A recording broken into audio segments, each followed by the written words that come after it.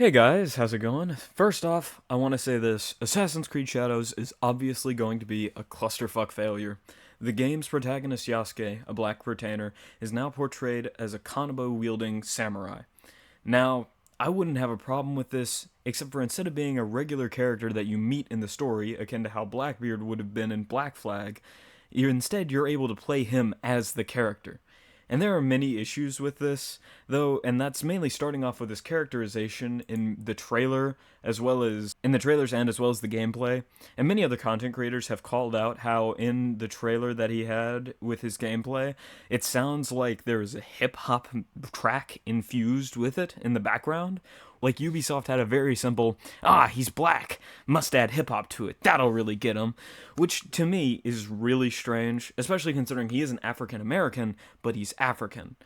And then let's also talk about this weirdly specific choice of weapon in the gameplay, because I don't know if it's just me, but the fact that a bunch of white people, specifically French white people who conquered and colonized Africa, wrote an African character who is using a metal club for the majority of his gameplay to bash Asian people's brains in, kinda reads off like they not only want to disrespect Asian culture, but also that an African man's go-to weapon is going to be a club.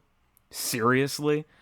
And while samurai did use the kanabo, Yasuke wasn't a samurai at all. It comes off as a very oddly specific design choice, especially considering how much emphasis the lead developer, Leme Comtois, puts emphasis on how, for Yasuke, it's all about brutal assaults. And Yasuke basically is very forceful and brutal.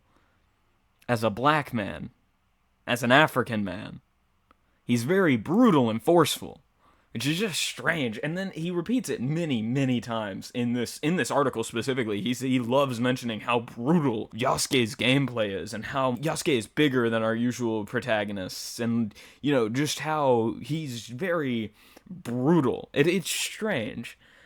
Like, why didn't you have instead the gameplay be with this katana? Because Yasuke wasn't a samurai. He was Nobunaga's retainer. And it's much more impressive to have him weave through a flurry of enemy blades, slashing and deflecting oncoming attacks with his own moves and cool counters, instead of just press X to slam down Kanabo. Because this gameplay is extremely lacking. I mean, really, it seems very simple. There's no class to it at all. It actually seems worse than the older games. It seems a lot more simple.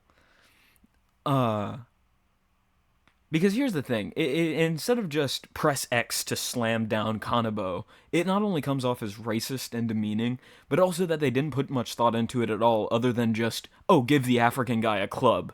That'll work. Not to mention you can't sneak as Yasuke, or go underwater as him either, because as Leme Comtois says, back again in this article, let's see here. And can Yasuke use bamboo to breathe underwater? Leme Comtois says, no, if you go prone in water, he'll get up. He doesn't like to have his face in the water.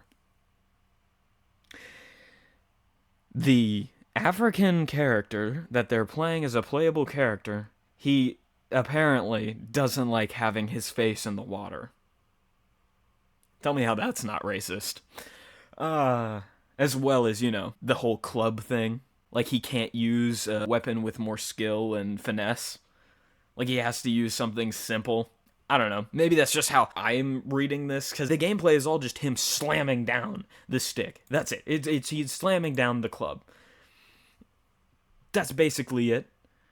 It's not skillful.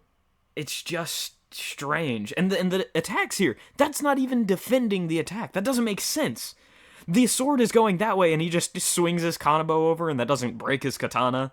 This game is going to be a hot pile of dog shit. Okay, everybody knew that, though, I think. And the thing is, the only black playable character, and yet he can't swim or go underwater. That reads off very strange. Because who was a really well-written character before Sweet Baby Ink got involved and Ubisoft changed to being this bullshit? Who was a really good... he could swim, and he was a really well-written character? Adewale, from Assassin's Creed Black Flag. He wasn't a blatant walking stereotype. Instead, this shallow, sad, pathetic attempt at writing a black character is more racist than anything that I've seen in response to the game, despite what Ubisoft would have you believe. And it's just strange, because the trailer itself is also extremely confusing. When I was watching the trailer, I thought the samurai that was burning down this main character Naoe's village was going to be the Templar, or this was the Templar army, because, this is an evil person, he's attacking the main character's village, these troops are attacking the main character's village. They've got to be the Templars who are doing evil, and that's why she, her village is burned down by the Templars, she finds it out, and she joins the assassins to kill the Templars. That's what I thought the story was, and I thought that was really good. Like, this guy here, he's got to be the Templar enforcer. That's so cool, right? Because I thought that was a mask. I didn't realize that was his face. And then you go through, and then you find out this is the Templar enforcer guy. This must be the main Templar bad guy. Because I wasn't really looking. I was just seeing the cool, like, all the outfit and stuff, and it's like, oh, he's dressed so cool, dressed so out there, and being so front forward. This has to be the bad guy. And then it's Yasuke. So the main character she's supposedly going to work together with is burning down her village? What? Like, it was surprising, because it's like, he's the guy? He's the guy that's burning down her village, who, is killing all of her family and friends and everybody else that she loves. It's the other main character that she's supposedly going to be fighting alongside with? What? Like, it doesn't make sense to me. I don't know, maybe I'm just stupid here, and maybe this doesn't make sense to me, but from everything that I've read as well, Yasuke has never been called a samurai. He was always a retainer, or he acted to the Jesuit that he came with, or Jesuit, I don't know how to pronounce it, but Valignano, he came as a bodyguard to him. He came over to Japan as a bodyguard, and that's what he worked as, and then he was given over to Nobunaga as a gift. And Nobunaga was recorded talking with him, and, Yasuke was with Nobunaga, and he was a weapons bearer, and possibly served as some kind of bodyguard. But he wasn't a samurai. And then I also, when I was looking at it, I was looking in the comments here, and a few of these people, somebody who says that they're a Japanese person with a higher education in history, it's not somebody who simply fights with a sword, it's somebody who's recognized by the shogun or daimyo, and has to be born into a samurai family. He has to have a surname and a family crest, and Yasuke had neither. And even then, somebody else goes further into it, and they say again, it's like, Nobunaga was given a short sword, a wakizashi, but not a full-sized katana wielded solely by the samurai. Because commoners were allowed to wear and own wakizashi, and samurai were given a full-sized katana and allowed to wear the tanto in public. Yasuke was not a samurai, but he did fight for Nobunaga. And Yasuke also, he could have been a very good side character, again, like Blackbeard and Black Flag, where it's, somebody who the main protagonist meets along the way and assists and helps in the journey and the plot, and he, drives the plot forward and helps with it. And it could have been really well done, because Yasuke had a very, judging by this article that I found here in Time, I don't know if this is fake or not, but he was described as having the strength of 10 men. Yasuke left a strong impression on Nobunaga. When Nobunaga was betrayed by his general, Akechi Mitsuhide, here, I'll have it up for y'all, just so you can read it. When Nobunaga was betrayed by his general, Akechi Mitsuhide, Nobunaga committed seppuku, and his head was cut off by his lover. But Yasuke took his head and escaped the battlefield so Akechi would be unable to wield it in victory, which heavily impacted Akechi's claim to power. And by doing this, many say that he changed Japanese history, which, instead of this amazing, really cool, really influential character, this real person that we could have had in the game as a character, instead we get African man who swings club, can't swim, and can't sneak. Tell me how that's not racist. And it's written by a bunch of French people. I looked at the LinkedIn for Ubisoft Quebec. I may have saw maybe less than a handful of black people actually in the staff. It was all white people, mainly white women. Like, this is a black man, an African man, written by white women, who wrote him as a guy who is brutal, as they said themselves, brutish and brutal, and he can't swim. And yet they call us the racists for saying it's going to be a bad game. Now, on to the actual and more serious and pressing problem that I really have with this game and the development team who are working on the game, because there's a comment made by one of them that I saw in this article that really got to me. This woman here, Sachi Schmidhori, is a consultant that they got from, I believe, Sweet Baby Inc., and she is a character, because she says this schlop, that she is an activist, and she is interested in investigating how gender, sexuality, corporeality, and power are represented in and negotiated in pre-17th century Japanese narratives and illustrations.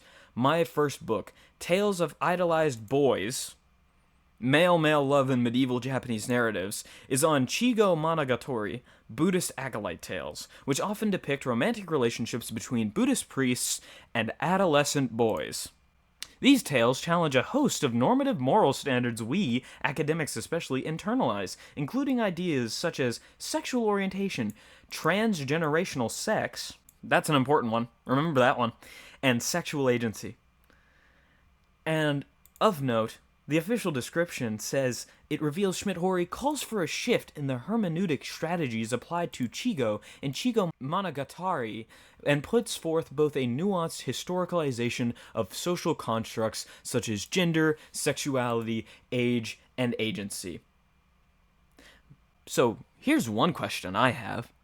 What part of age is a social construct? If you're saying time and how we count time as a social construct, sure, I could see that because the Mayans had their Mayan calendar, which is completely different from our calendar today. But age is just a year passing and the number goes up. I can't go outside saying, "Oh, I identify as an 80-year-old man. Give me my social security."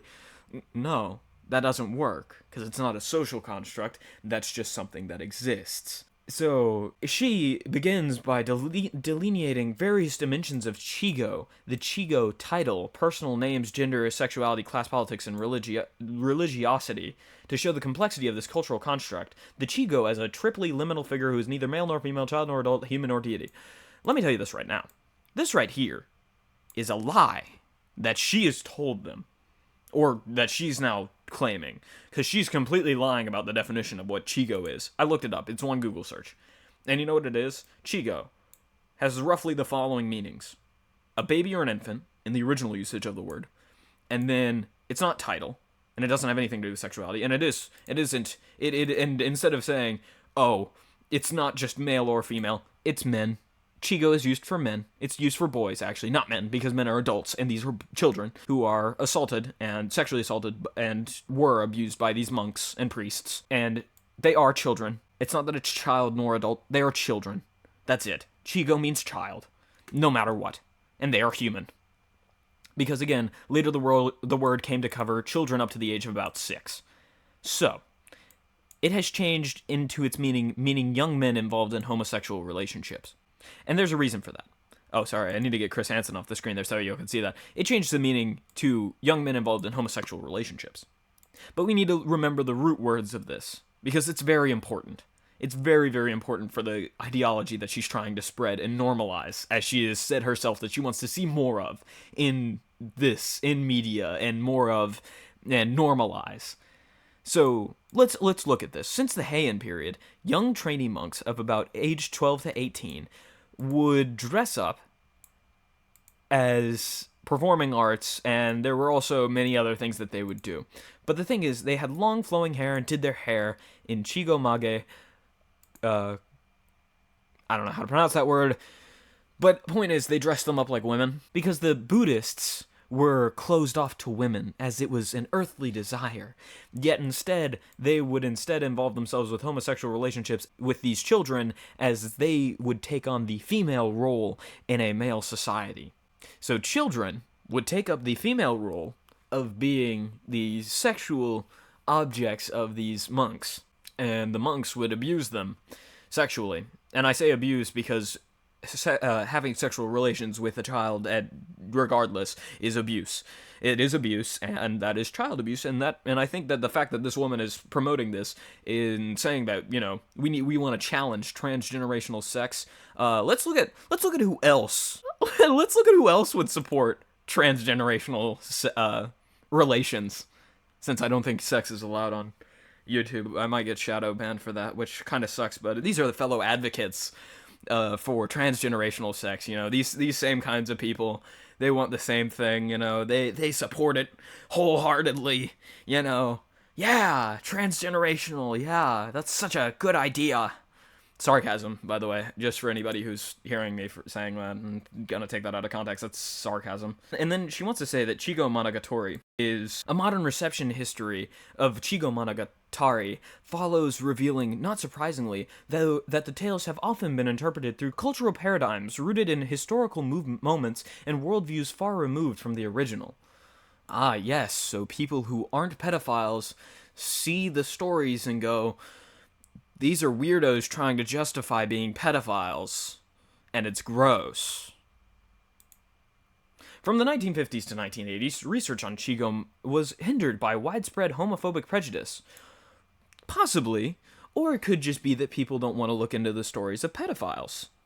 And, glorify them. More recently, aversion to the age gap in historical master-acolyte relations has prevented the scholars from analyzing the religious and political messages underlying the genre. Okay, I'll tell you the political message. Pedophilia is bad, and you shouldn't do it. That's the political message. There isn't anything more to it than that. And the stories, and I'll show you this, because this is also, I did a bit of research on it. Chigo referred to boys between the ages of about 7 and 14 who resided in temples as though at a boarding school. A second meaning of Chigo was youths involved in homosexual relationships with the priests. And it seems that the Buddhist priests who taught these boys in secluded mountain temples were relatively safe from the temptations of women, but were susceptible to the charms of the Chigo who lived in their midst. You know who else was susceptible to the, air quotes, susceptible to the temptations of Chigo in their midst? That Catholic priest up there in the upper right? EDP, Mr. I Want a Cupcake? Mr. Island of Chigo, Oh, man. I don't understand this. It makes no sense to me that they heard her say this and then didn't research it. Because somebody needs to check her hard drive. I mean, seriously. Because, those are the same people who think age is also just a social construct. Maps, or the minor attracted persons, or whatever they are. Those people. Because I don't get that. It sounds to me like she's just trying to justify or normalize pedophilia. And so here's another thing. Araki Yoshio defines the genre as love stories focused on Chigo in his Dictionary of Medieval Literature. Although most of these stories conclude on a religious note, the tragic end of a love affair causes the protagonist to turn to religion. Ah, the good old, well, the relationship didn't work out and I turned my life to God. Except for the fact that the monk's popular saying was Ichi Chigo ni Sano. Chigo come first, the god of the mountain second. Ah, these pedophiles even forsake their god for the physical desires. It's disgusting. And she says that this needs to be normalized. Or, well, that there shouldn't be as much of a stigma around it. Yes, there should. If you're a pedophile, you should not be able to be around normal people in normal society. That's it. Point blank, end of story. I don't care who you are. Because I don't think people should care about the homosexuality of it. Homosexuality, whatever. If you're gay, you're gay. But in the very least, if you're going after a kid, then everybody can agree you're a freak because you're a pedophile. It's not because you're gay, it's because you're a pedophile. That's why people would be angry with you for it. Because they're normal. And they don't go after kids. Medieval priests, believing homosexuality to be unethical and unnatural, defended their behavior with the argument that the end, a religious awakening, justified the means, a homosexual love affair. But the thing is, that's not a justification. Oh good, you found religion, you still deserve to face punishment for abusing a child, though. Because you dressed up the kid like that, regardless, or you groomed them into dressing like that. Because they most likely would not have dressed that way on their own. Because I know when I was a boy, at least, I never wanted to grow out my hair, dress up in dresses, and all that other crap. personally, and I know a lot of my friends at the time, when I was young as well, also felt the same because they didn't do that. So it comes across really strange. Oh, yeah, so she is from Sweet Baby Inc. So, you know, we see what Sweet Baby Inc. wants to incorporate into their messages, promoting transgenerational. So Sweet Baby Inc. loves to promote transgenerational sex, and that age is a social construct, since that's one of their consultants, you know? And if you don't want that kind of public image, maybe you should look into your consultants and have a background checks and look into what they're saying before you hire them, because now your business, at least to me, looks very much so like you support, you know, these kind of people. Anyway, I think that it's really strange that in the recent iterations of the games, you, for some fucking reason, have romance options now, which I don't get. The game series was about Templars versus Assassins. It was about hunting down the Templars and stopping their world control regime and everything else. That's what the game was originally about. And the Assassin's Creed was about unity and liberty and freedom for all. Where has that gone? I don't understand how we went from Assassins v Templars to romance options, where it isn't important to the story at all. But because of this weird, strange consultant who wants to push this promotion of transgenerational sex, it makes me start to think that because there are romance options in the game, and because the characters are LGBT as released in an article, it makes me start to worry that there's going to be options for Yasuke or Naoe to be like Jared Fogle, which, since Yasuke is a real person that existed, and he was at least somewhat noble, or at least if you want to say that you respect him and he was a noble, good person, you wouldn't spit on his grave by that, because it seems like that would be a really fucked up thing to possibly design and implement into your game if they allow Choji Monogatari to be in the game. It seems like that would be really, really fucked up, because Yasuke is a real person that existed. Talk about spitting, pissing, and dancing on somebody's grave, especially, and for all of this, for them to say how anybody who hates on the game is a racist. Meanwhile, they're again propagating these racist stereotypes of black people being brutal and forceful, and how Yasuke, it's all about brutal assaults on Japanese people. So for the African man, it's all about brutal assaults on Japanese people. Okay. Good job, Ubisoft. Thank you, Le May Comptoir.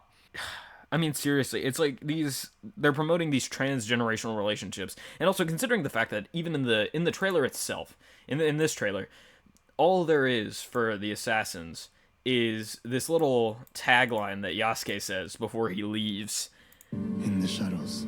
We work in the shadows. To serve the light. To serve the light.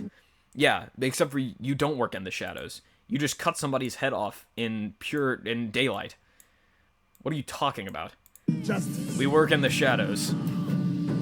I don't know, guys. I don't know if it's just me. But that looks like daytime. Like, seriously, we work in the shadows to serve the light. As he cuts off a Japanese samurai's head in daylight.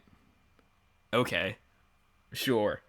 So, but other than Yasuke saying their tagline and Naoi being sneaky, I don't really understand how Yasuke is going to be involved in the Assassins, because it doesn't really make sense. So, obviously, I'm just going to say, this title is also hysterical, that this is going to be the most replayable Assassin's Creed game yet. Bullshit. People are going to play through the story, realize how bad it is, and immediately never pick it up again. Now, obviously, I'm not going to buy this steaming pile of shit, but instead, I'd rather play the infinitely more replayable and good Assassin's Creed Black Flag, Assassin's Creed 1 through 3, or Assassin's Creed Origins.